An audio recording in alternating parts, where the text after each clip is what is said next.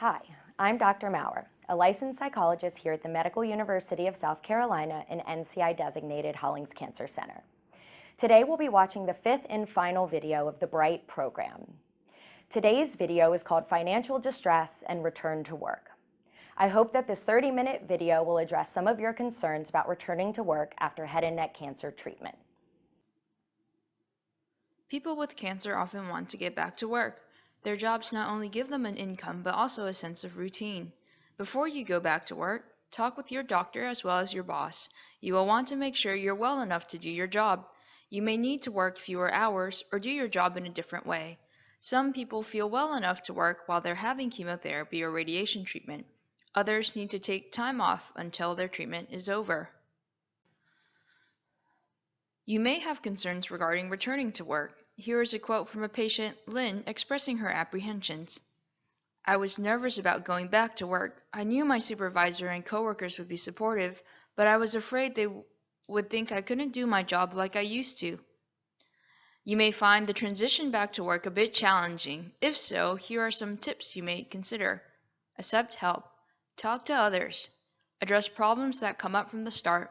Try to keep up contacts during your recovery. Plan what you'll say about your cancer. This next video will describe the challenges you may face in the workplace when taking a break from work or when returning to work.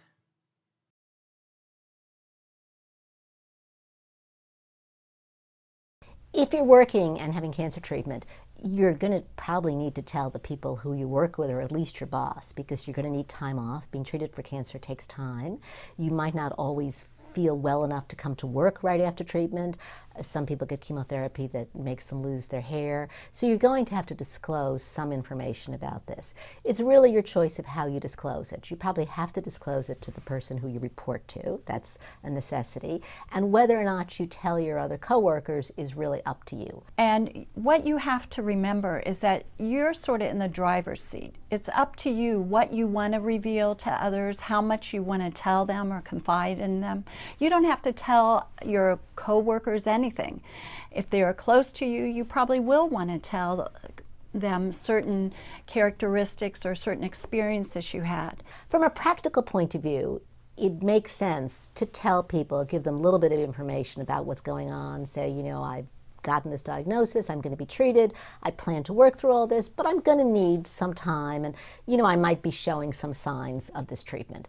It's often easier for people to take kind of the first step in telling people than to have people talking about what's going on with somebody and, you know, is something the matter. So easier, again, to be the person who gives the information, controls the information.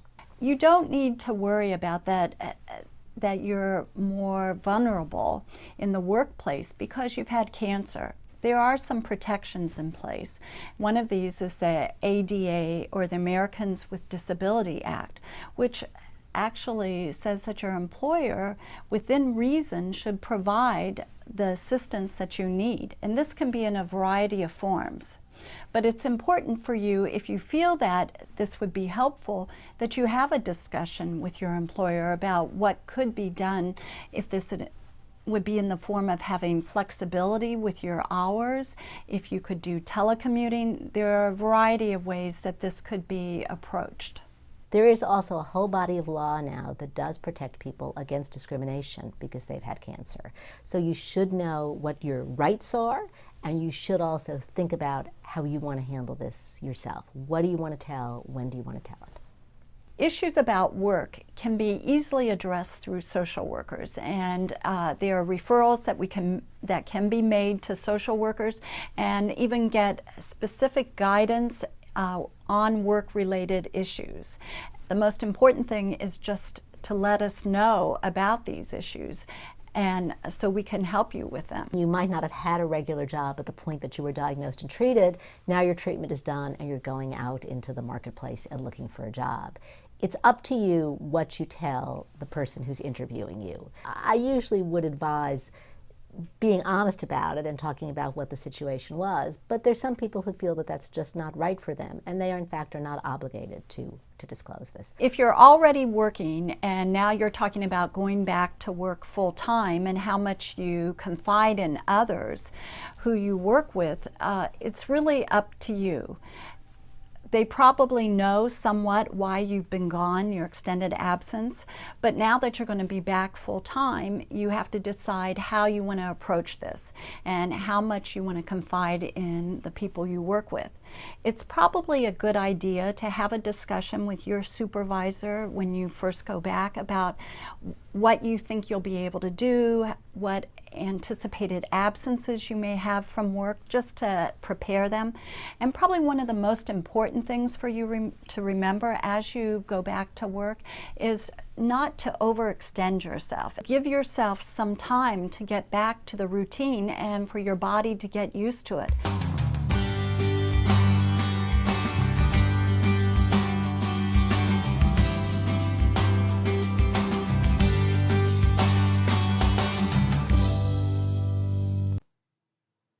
We hope this provides insight on how to deal with work after your cancer treatment. This next video details one cancer survivor's experience with working during treatment for his head and neck cancer.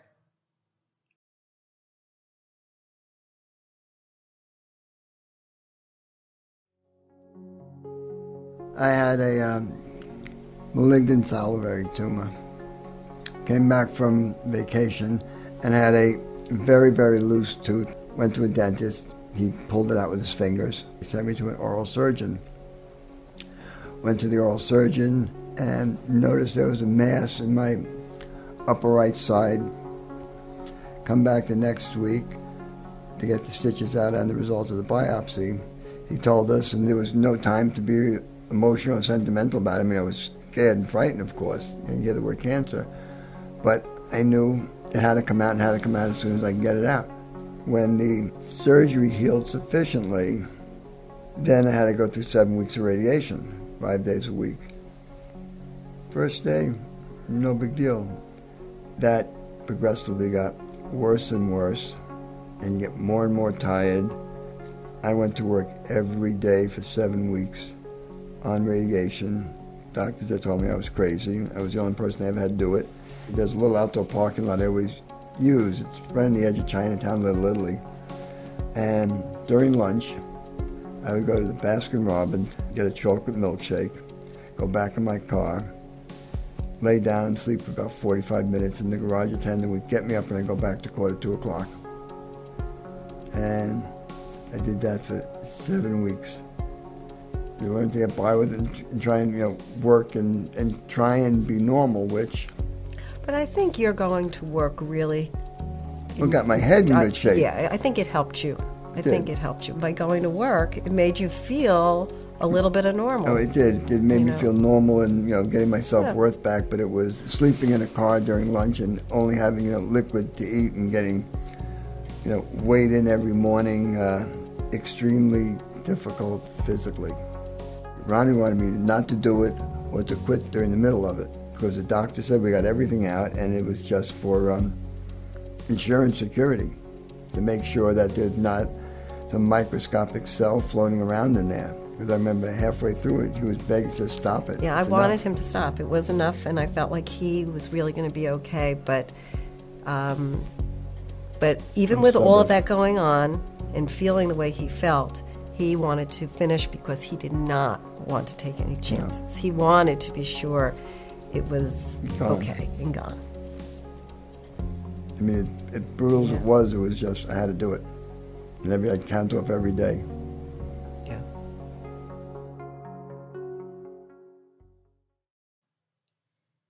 We will now transition to discussing the financial impact of cancer care. This impact can be from non-medically or medically related costs and can include doctor's appointments, cancer treatment, medication, as well as transportation, time off work, family and living expenses, and at-home care. It is important to identify your own costs to help you adjust your budget. You may discuss costs related to cancer care with oncology financial counselors, social workers, and case managers to figure out how to best manage your finances. The added financial burden you may experience can be challenging to deal with and may force you to make difficult decisions about your lifestyle and medical care. The next two videos from the American Society of Clinical Oncology detail how to manage the cost of care as well as unexpected bills that may occur.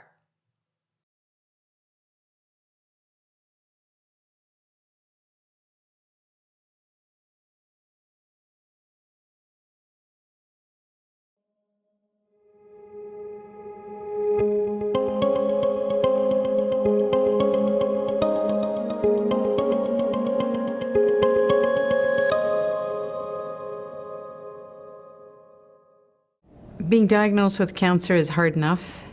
You need to have a bit of a plan to figure out how you're going to bear the costs, plan for the timing, perhaps modify your budget so that receiving the cancer treatment doesn't also complicate your own life or your family's life.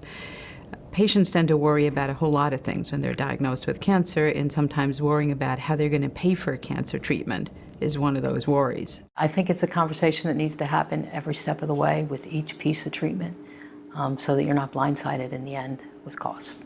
It's unfair to ask someone to worry about it later because these are real issues, and patients have families and they have dependents, and there are sometimes the patient is a caregiver themselves, and they worry about these financial issues. But I can just reassure you that most of the time there is a way forward, whether it's getting the care covered by an alternate source, whether it's applying for a different funding source, whether it's applying for a different type of insurance, whether it's for using other coverage.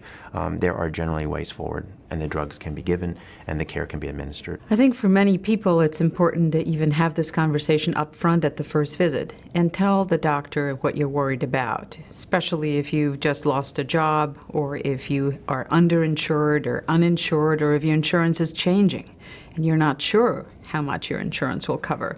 I think it's just important to say it just in very simple terms. Doctor, I'm worried.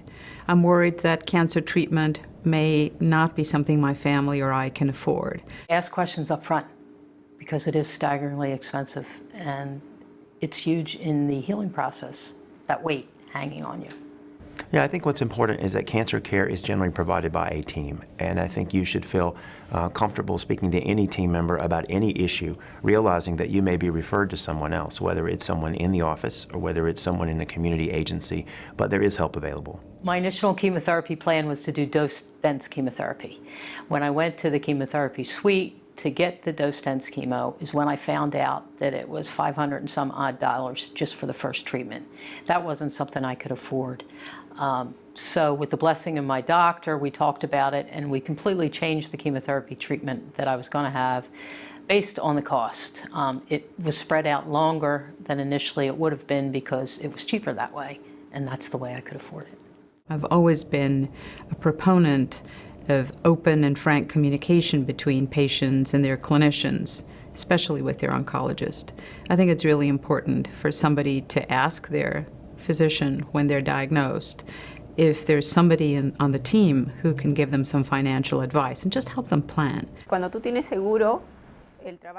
When you have insurance, work covers a part, but you have to keep working so that you don't lose the insurance. So I had to work the hours that they required so that I wouldn't lose my insurance. So that was another stress factor. Whether I liked it or not, if I felt bad, I had to keep going on. Because I said, wow, they'll take away the insurance, what will I do? I'll be out on the street. It's really important to be able to plan for cancer treatment, and that includes not only factoring the costs of the treatment itself, but also perhaps the time lost from work, how it's going to impact other family members who may need to do more caregiving, many of the other costs associated with setting aside a large chunk of your time in order to receive cancer treatment. Am I expected to pay a co-fee every time a co-payment, every time I go to the specialist, which is the oncologist? They can add up. About transportation and parking, what does that look like if I'm doing my treatments at a hospital that's 20 miles away? It's a concern. Transportation, car, parking, the whole thing. What if I'm delayed and I'm there 4 or 5 hours? Do I have the money for that? So a lot of these incidental costs, they can add up and they can be a concern. I think these are really important issues about the costs in addition to the cancer care, things that come up, whether it's missing time from work, whether it's dealing with child care, whether it's dealing with transportation to the office. And again, there are many, many programs to assist with this.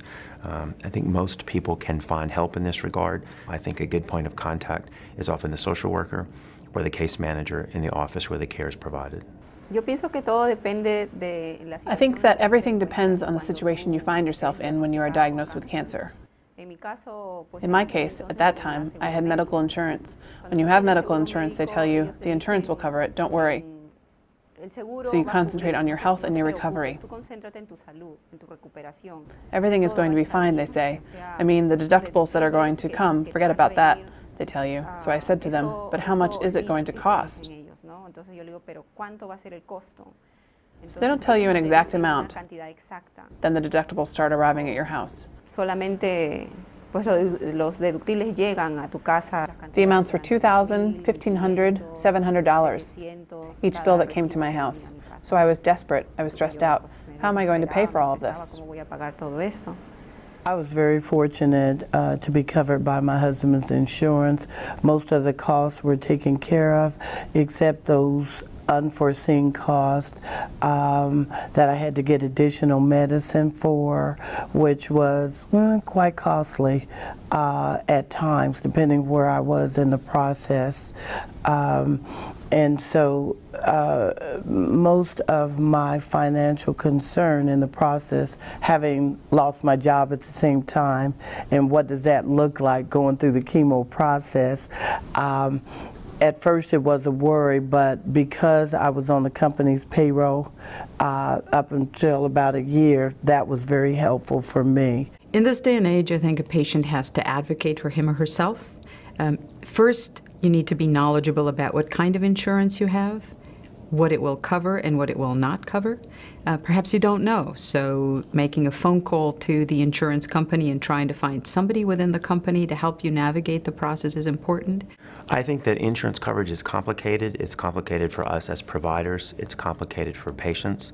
I think that the first response for a patient when they believe something is not covered is to discuss it with their provider, discuss it with the team. In many cases, there are ways forward to get the care that's needed, even if at first it seems it's not covered.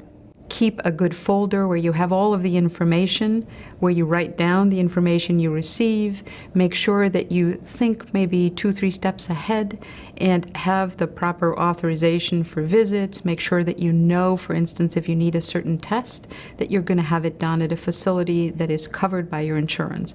So the first message is really try to think about this cleverly, clearly, strategically. There usually is some program or some form of help that could provide access and could provide a direct referral to a major cancer center where almost anybody will be seen. I have not heard of people being turned away because of issues of insurance. So it may require perhaps a little bit of effort, a little bit of advocacy, but at the end of the day, I hope that anybody who has a real problem and needs to be seen can have access to good care.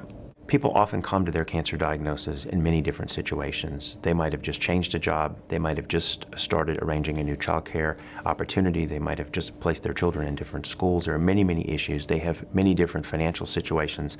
And I think the message is that patients need to be able to ask for help. And I think most often when they ask for help, there's help available. All you want to do is get out of the situation. After that is when you start thinking about the expenses. After the operation, that's when it comes to mind. What am I going to do? How am I going to pay? How am I going to pay for the medicines? I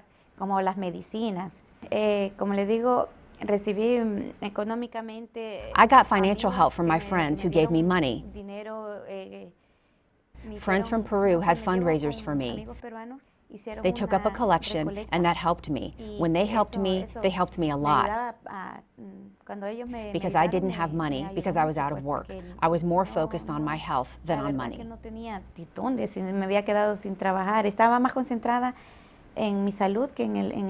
So those costs added up, and it wasn't until everything that was done that I sat down and added it all up and realized what a hole I was in from it.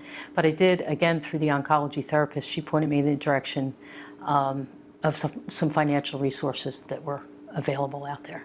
For people who are really worried about how they're going to manage the cost of cancer care or who may actually need financial assistance, I think it's important to remember that there are organizations that provide help. They provide help and they provide financial assistance. These are not-for-profit organizations, philanthropic organizations, and even disease-specific societies that have funds that can help patients manage the cost of cancer care.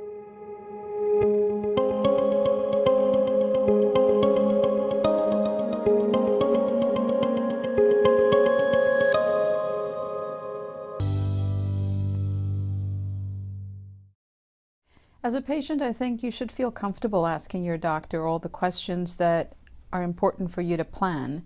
For instance, talking about bills or cost of care is absolutely fine. It might be hard for you to do that because there's so much going on when the doctor is talking to you about your treatment options. A lot of information to absorb, a lot to understand, and you want to hear about which treatment is going to work best, what kind of side effects you're going to be dealing with. But cost can be an issue, and sometimes treatments can be decided on the basis of cost. So at the point that you're making this decision, it's fine, and we really encourage people who are starting treatment like you to ask that question: is there a difference in cost among these treatments you're presenting? And you should be able to have a frank conversation. Perhaps your doctor is not the best person to answer all the questions, certainly may not know the specific answers to questions that relate to your insurance or the costs of certain therapies, but he or she, your doctor, should be able to point you to somebody on their team, or perhaps other community resources that are available to answer your questions. Everything that's important to you should be discussed frankly and openly. The best time to talk to your doctor and your healthcare team about cost is before treatment begins, so you can anticipate what this might mean. But it's okay to bring this subject up at any time along the treatment process. As a patient, you may feel that there is another burden that complicates your treatment, and that's all the bills you get and all the paperwork you get. I'd suggest to you that you keep track of it. Either have a folder, or perhaps you can delegate somebody in your immediate circle, some relative or a friend, help you with it, but stay on top of it. Ask questions. Make sure you don't fall behind, because otherwise you might find that you have even more problems when you end your cancer treatment. I'd suggest that you get organized with your bills and do this on a parallel track with getting your cancer treatment, to just stay on top of it, collect the information, make sure you're in touch with your insurance company, and that all of these things are attended to and that you have a plan.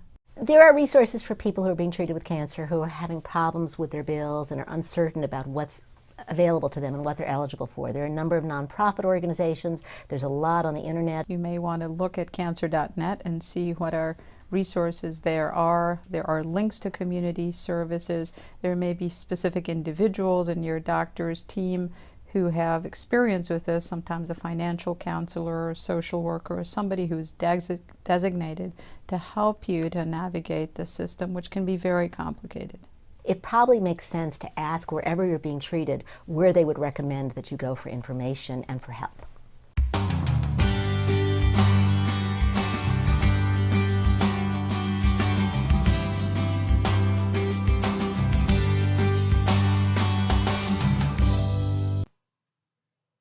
We hope this gives you an overview about how to best handle the financial burden that cancer care may impose.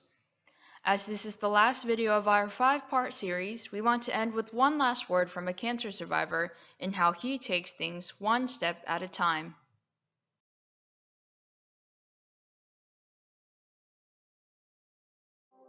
My doctor came into the waiting room and I stood up and shook his hand and introduced myself, and he says, well, I remember it to this day. He says, well, what can I do for you today? And then I said, I want you to save my life. And he paused for a second.